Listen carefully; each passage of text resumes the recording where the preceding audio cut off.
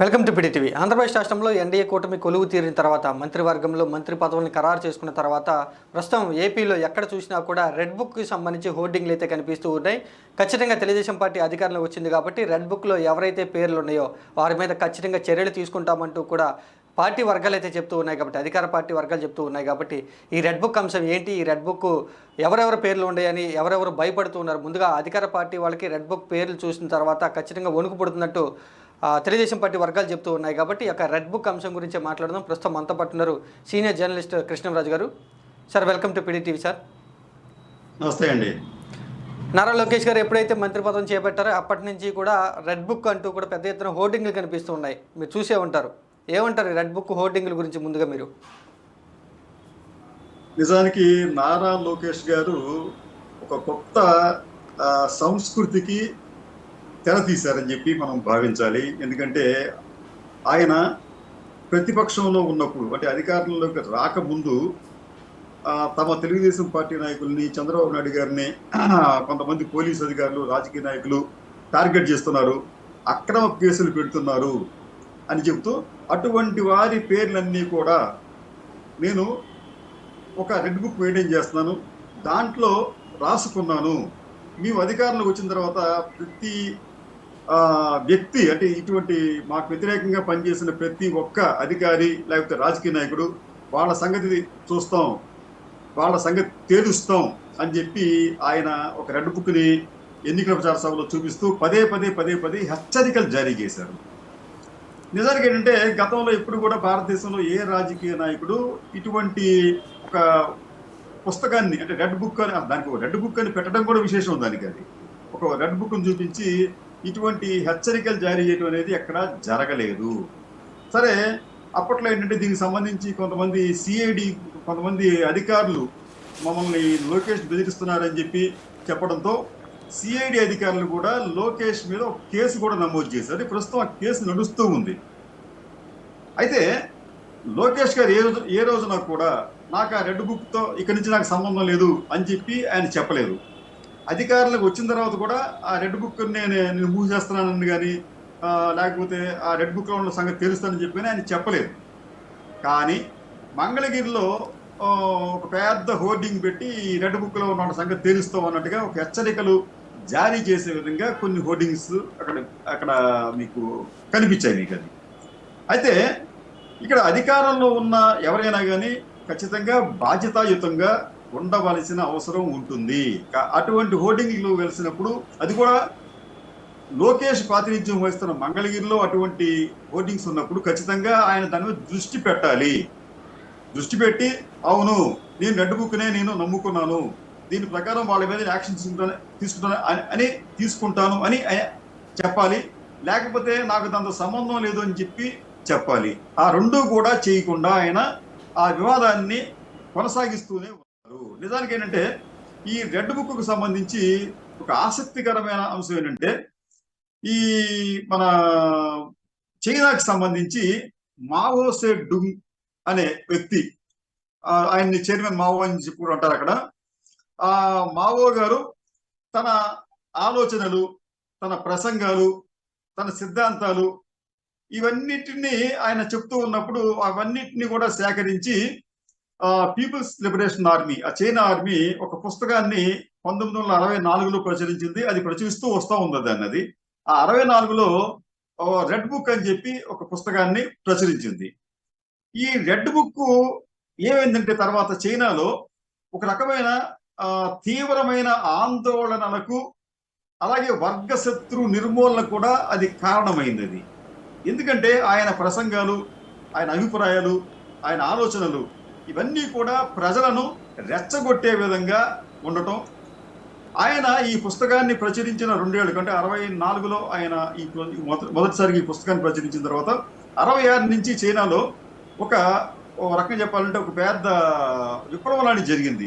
దాన్ని ఏమంటారంటే వాళ్ళు కల్చరల్ రెవల్యూషన్ అని చెప్పి అనేవారు, దాన్నే సాంస్కృతిక విప్లవం అని చెప్పి అంటాం. ఈ కల్చరల్ రెవల్యూషన్ పేరుతో విప్లవ ప్రతీఘాత శక్తులు ఉన్నాయని చెప్పి దేశంలో అందరినీ తమకు వ్యతిరేకంగా ఉన్న వారందరినీ సంహరించడం ప్రారంభించారు. అలాగే విద్యా బోధనకు సంబంధించి ఈ బోధకులు అంటే ఈ టీచర్లు మనకి పార్టీకి అనుకూలంగా లేరని చెప్పంటే ఆ ఆ కళాశాలలు, ఆ పాఠశాలల విద్యార్థులే ఆ టీచర్లను బయటకు లాగి వాళ్ళని రాళ్లతో కొట్టి గాయపరచడం, చంపిన సంఘటనలు కూడా ఉన్నాయి మీకు. అంటే ఒక పుస్తకం అనేది ఎట్లా రెచ్చగొడుతుందో జనాల్ని చెప్పడానికి ఇది ఒక ఉదాహరణ మీకు. అలాగే మీకు లిబియాకి వచ్చేటప్పటికి కర్నల్ గడాఫీ అని చెప్పి ఆయన కూడా ఇటువంటి పుస్తకాన్ని, అంటే రెడ్ పుస్తకాన్ని లాంటిదే, ఆయన తన ఆలోచనలు భావాలను వ్యక్తపరుస్తూ ఒక పుస్తకం రాశాడు ఆయన. అది దానికి ఏం చెప్పారంటే వాళ్ళు బ్లూ బుక్ అని చెప్పి పేరు పెట్టినారు అక్కడ, బ్లూ బుక్ అని చెప్పి. ఈ బ్లూ బుక్ కూడా తర్వాత ఏమైందంటే ఆ దేశంలో అరాచక పరిస్థితులకు కారణమైంది. చివరకు ఆ ప్రజలే కర్నల్ గడాఫీని చంపవలసి వచ్చింది. అంటే ఇటువంటి పుస్తకాలు, ఇటువంటి వాడేటప్పుడు మనం చాలా జాగ్రత్తగా ఉండాలి. సరే, ఎందుకు మీరు వాళ్ళందరూ కూడా ఇది కర్నల్ గడాఫీ కావచ్చు, లేదా మావో కావచ్చు, చాలా పేరు మోసిన నాయకులు, పేరు పొందిన కాదు, పేరు మోసిన నాయకులు, వాళ్ళకి వీళ్ళకి మీరు ఎట్లాగా కంపేర్ చేస్తారని చెప్పి అనొచ్చు. ఎందుకు కంపేర్ చేస్తున్నాం అంటే, నారా లోకేష్ చెప్పిన లేదా చూపించిన ఈ రెడ్ బుక్ కూడా సమాజంలో ఇటువంటి కలకలానికే కారణమైంది. నారా లోకేష్ ఈ పుస్తకం చూపించి ఏమనేవాడు అంటే, ఎన్నికల సమయంలో మీలో ఎవరు కూడా దేనికి భయపడక్కర్లేదు, మీ మీద ఎన్ని ఎక్కువ కేసులు వస్తే మిమ్మల్ని అంత ఎక్కువగా మేము గుర్తిస్తాము అని చెప్పి ఒక ప్రకటన కూడా చేశాడు ఆయన. అంటే ఏంటి, మీరు లా అండ్ ఆర్డర్కి మీరు పాల్పడినా కానీ, మీ మీద కేసులు పెట్టినా కానీ మీకు నష్టం లేదు, మేము మీకు అంత ఎక్కువ గౌరవం ఇస్తాము, సముచిత స్థానం ఇస్తామని చెప్పి కూడా ఆయన ఇండైరెక్ట్గా కార్యకర్తలు చెప్పాడు ఆయన. ఇటువంటి మాటలు విన కార్యకర్తలు ఆ తర్వాత ఏమైందంటే, ఒక్కసారి పోలింగ్ ముగిసిన తర్వాత ఆ తర్వాత కూడా రాష్ట్ర వ్యాప్తంగా దాడులకు తెగబడ్డారు. అంటే ఇవన్నీ కూడా తెలియకుండానే ఇటువంటి ప్రభావం అనేది అక్కడ పడుతూ వస్తోంది.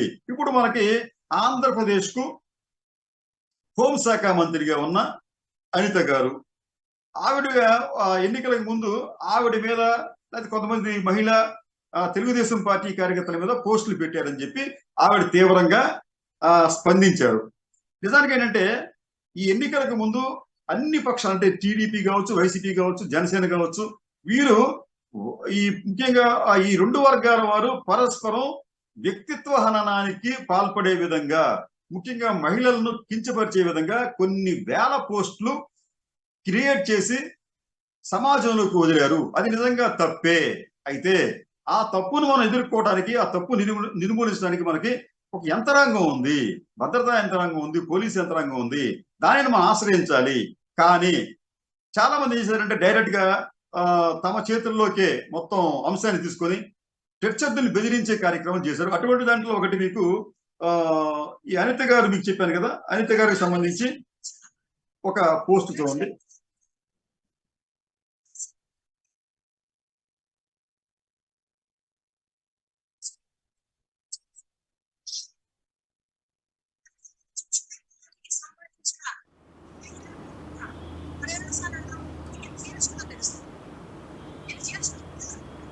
అంటే ఆవిడకి బహుశా అప్పటికి తెలిసి ఉండదు నేను హోంమంత్రి అవుతానని చెప్పి. కానీ ఆవిడ చేసిన బెదిరింపు కావచ్చు, లేకపోతే మాటలు కావచ్చు, నా కొడక అని చెప్పి వెళ్ళి చూపించడం, ఇవన్నీ కూడా హోందాగా అయితే ఉండవు.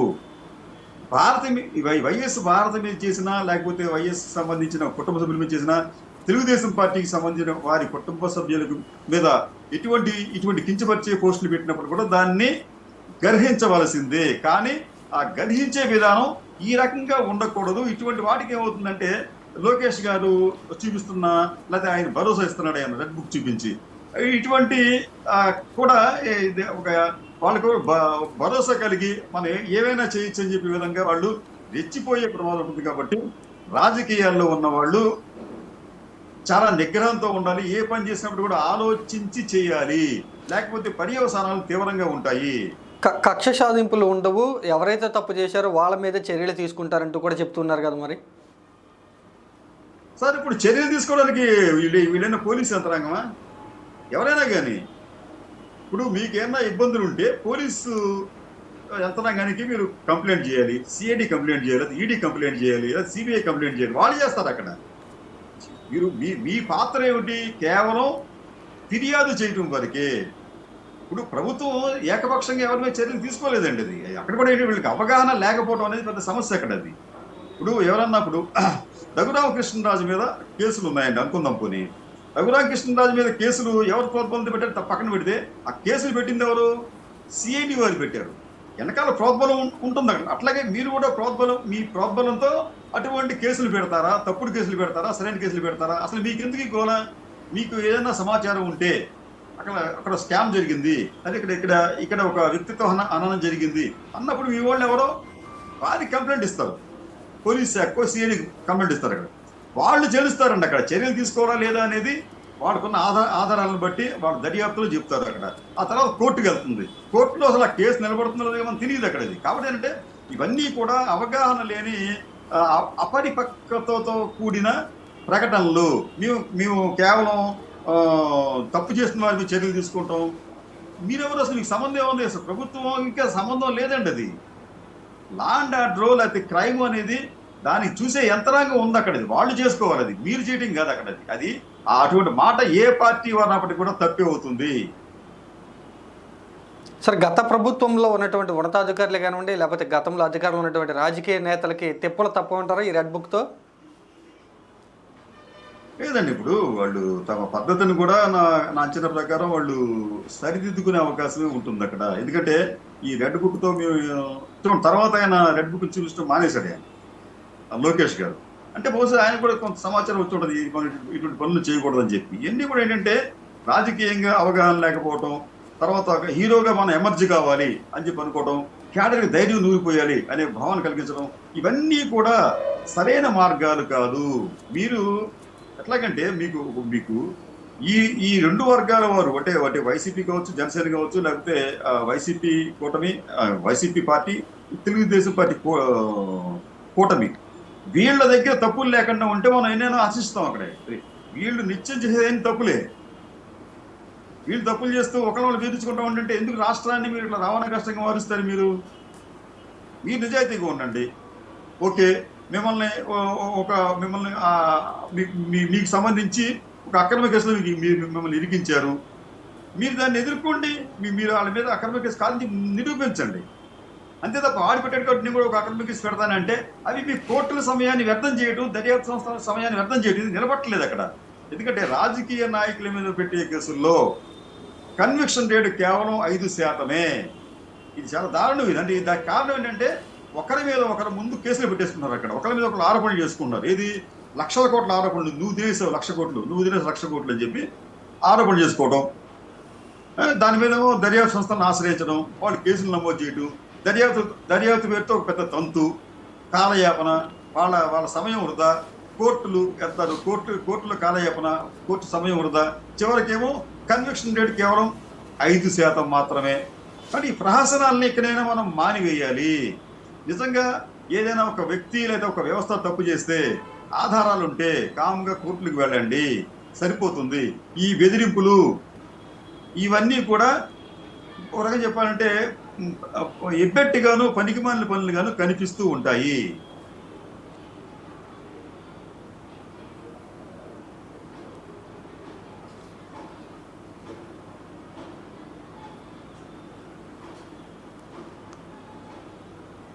సార్, ఇప్పుడు నారా లోకేష్ మంత్రిగా కూడా అధికారం వచ్చింది ఆయనకి. రెడ్ బుక్ మరి ఏమంటారు?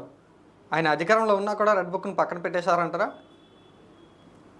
ఇప్పుడు ఆయన అధికారంలో ఉన్నారు కాబట్టి మరింత బాధ్యతాయుతంగా ఆయన వ్యవహరించాలి. ఇంకా నేను నా రెడ్ బుక్ ఉంది నేను చెప్పే సాహసం చేయకపోవచ్చు ఆయన. ఎందుకంటే చేస్తే ఆయనకు లీగల్గా కూడా ఆయనకు ఇబ్బందులు వచ్చే ప్రమాదం ఉంటుంది. కాబట్టి ఆయన ఆ రెడ్ బుక్ ప్రహసనాన్ని ఆయన బహుశా ముగించి ఉంటారని చెప్పి నేను భావిస్తున్నాను. ఒకవేళ ఈ ఐఏఎస్ల మీద, కొంతమంది పొలిటీషియన్స్ మీద ఆయన కేసులు పెట్టాలంటే పెట్టుకోవచ్చు. అయితే శిక్షించే అధికారం వీరికి లేదు. అది మనం ఇందాక అనుకున్నట్టు మేము అధికారంలోకి వస్తే మా మీద కక్ష సాధించడం మీద మేము ఖచ్చితంగా చర్యలు తీసుకుంటాం. అది చర్యలు తీసుకునే అధికారం ఈ మంత్రులకు, ఈ ప్రభుత్వానికి ఉండదండి. దానికి చర్యలు తీసుకునే అధికారం దానికి ఒక యంత్రాంగం ఉంది. శాంతి భద్రతలను కాపాడడానికి దానికి సంబంధించి పోలీసు, సిఐడి అట్లా దర్యాప్తు సంస్థలు ఉన్నాయి, కోర్టులు ఉన్నాయి. వాళ్ళు మాత్రమే తీసుకుంటారు. ఆ విషయాన్ని వీళ్ళు ఎంత త్వరగా గమనిస్తే అంత మంచిది. కాబట్టి ఏంటంటే వాళ్ళు చేశారు కాబట్టి మనం కూడా చేద్దాం, మనం చేసామని చెప్పి వాళ్ళు చేయటం, ఇవన్నీ కూడా అనవసరమైన వివాదాలకు రాద్ధాంతాలకు దారితీస్తాయి. ఇవన్నీ కూడా రాష్ట్ర పరువును పోగొట్టే విధంగా కూడా మారతాయి. Okay, thank you sir. Thank you అండి. కృష్ణరాజు గారు చెప్పినటువంటి మాటలు బట్టి చూస్తే నారా లోకేష్ ఎన్నికల సమయంలో కార్యకర్తల ఉత్తేజాన్ని నింపడానికి రెడ్ బుక్ అంశాన్ని ప్రస్తావించారు. కానీ ఇప్పుడు అధికారంలోకి వచ్చారు కాబట్టి ఆ రెడ్ బుక్ను పక్కన పెట్టే అవకాశం ఎక్కువగా ఉంది. పరిపాలన మీద, అధికారం మీదే దృష్టి పెట్టేటువంటి అవకాశం ఉంది. రెడ్ బుక్ వల్ల ప్రజలకు ఎటువంటి ఉపయోగం లేదు అనేటువంటి విషయాన్ని అయితే స్పష్టంగా చెప్తూ ఉన్నారు.